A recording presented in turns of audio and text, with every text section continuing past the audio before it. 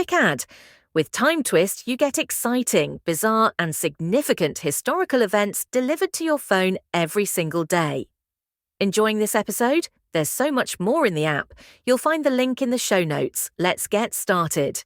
June 14th. Seems like just, another date on the calendar, right? Yeah, pretty unremarkable on the surface. But what if we told you that this one date, June 14th, has actually seen some really pivotal moments all through history? It's kind of amazing when you dig into it. So that's what we're going to do. We're diving into this single 24-hour slot and pulling out some incredible stories. We're talking politics, sports, personal stories, tech breakthroughs, the works. Like a time travel highlights reel, almost. We've got historical records, personal accounts, news reports, all sorts of things feeding into this. Exactly. And our mission really is just to show how much can happen on one single day and maybe how some of these seemingly random events connect. It really is fascinating how one date can be this crossroads for so many different kinds of human stories. Makes you think about history differently, doesn't it? Totally. Not just a straight line, but all these moments echoing. Okay, so let's start with something pretty recent. June 14th, 2018, the FIFA World Cup kicking off in Moscow. Oh yeah, I remember that. Russia against Saudi Arabia in the opener. And Russia won big, right? But more than the score, remember that feeling, that global buzz. Billions of people, for a moment, all focused on the same thing. It's that unifying power of sport, isn't it? Yeah. Even something simple like football. It taps into this need we have for shared experiences, especially now when things feel so fragmented sometimes. Good point. A collective moment. Okay, now let's rewind. Way back. June 14th, 1775. Right, the birth of the U.S. Army, the Continental Army. Yeah, and it wasn't, this polished, massive force back then, more like a determined group of citizen soldiers kind of thrown together. Definitely scrappy. But that act, forming a unified army from different colonies, that was a huge deal in itself. A real step towards being a nation, not just separate colonies. A crucial step for their independence fight against, a global superpower at the time. Absolutely. Okay, from the battlefield to an attic. Amsterdam, June 14th, 1942. Anne Frank, her first diary entry. Just a young girl writing her thoughts initially. Seems so private, so small almost. But those private thoughts became, one of the most powerful testimonies we have about that time, the human side of it all. It's that raw, unfiltered voice, isn't it? It reminds you that history isn't just big events and leaders. It's about individual lives, and sometimes those stories tell us the most. Exactly. The personal impact is just immense. Right, let's jump forward again. June 14th, 1982. The Falklands War. The end of it, with Port Stanley falling. Britain and Argentina. A short, sharp conflict over those islands. But the cost. Lives lost, national pride on both sides. It makes you wonder, looking back. Was it worth it? It's a tough question. And it really highlights how powerful things like national identity and sovereignty can be, even over seemingly remote places. The human cost can be so high for these abstract ideas. Yeah, definitely makes you think. Okay, let's shift gears a bit. Social change. June 14th, 1993, Turkey gets its first female prime minister. Tansu Çiller. Yeah, that was a big moment. Huge. Especially in a political world mostly run by men. A real crack in the ceiling, you could say, a symbol of change. And those firsts often are, aren't they? They open doors, change perceptions, even with all the political complexities that follow. It showed possibilities. And following that thread, June 14th, 2017, Ireland, Leo Varadkar becomes Taoiseach. Right. And what was striking there was him being openly gay and the son of an Indian immigrant, leading Ireland, a country with, historically quite a conservative background. It really speaks volumes about how much Ireland had changed and how quickly in some ways. A move towards something more inclusive, more diverse. Reflecting broader shifts happening globally too, I think. More representation, more acceptance. Okay, from politics on Earth to outer space. June 14th, 2015, remember the Philae lander? On the comet, yes. It had gone silent. And then suddenly it just woke up, sent a signal back. It was this little robot millions of miles away, but there was this real human excitement about it. It's that drive we have, isn't it? To explore, to push boundaries. Philae waking up felt like a little win for all of us, for human curiosity. Yeah, it did. Sticking with innovation, June 14th, 2013, the first flight of the Airbus A350. Ah, yes, the plane designed for long haul, but also, crucially, with lower emissions in mind. Exactly. It felt like a step, maybe a small one, but still a step towards more sustainable flying. A bit of a promise for the future of travel. And that shows that tension, or maybe that dance, between tech progress and environmental awareness. We want to connect the world, but we're realizing we need to do it more responsibly. Right. And to really see how far we've come with tech, let's go back to June 14th, 1951. UNIVAC. The big one. The grandfather of modern computers, pretty much. Turning that thing on, that was basically the dawn of the digital age we're living in now. It really was a paradigm shift, not just a machine, but a whole new way of thinking about information automation. Laid the groundwork for everything. Okay, back to politics, a major transition. June 14th, 1999, South Africa. Thabo Mbeki taking over from Nelson Mandela as president. Imagine the weight of that moment. Following Mandela, leading a nation trying to heal and build after apartheid.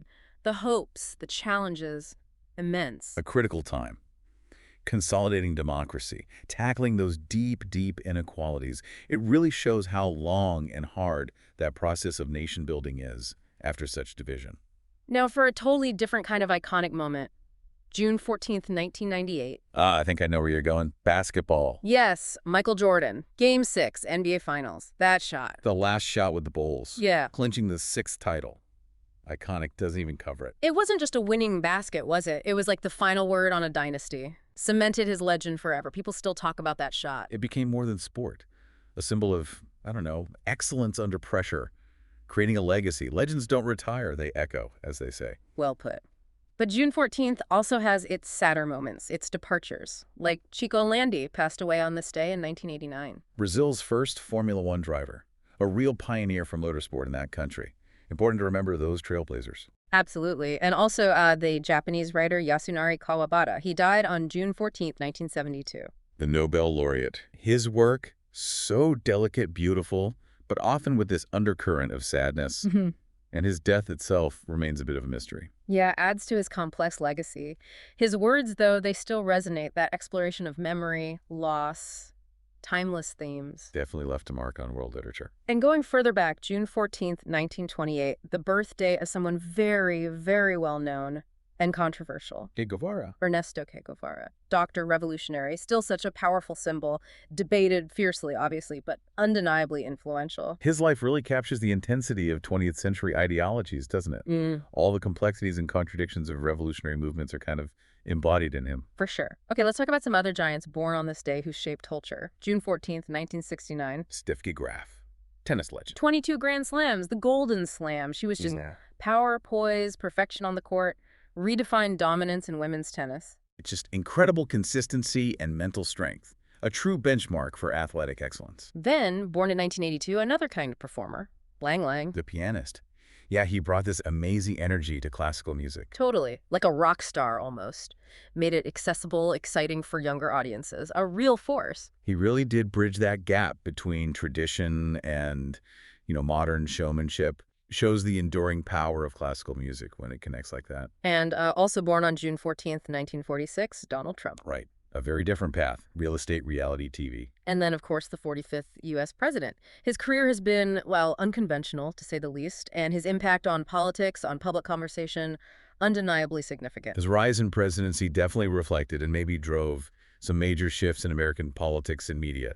Sparked a lot of debate, that's for sure. Okay, let's pick up the pace with some maybe more unexpected historical footnotes for June 14th.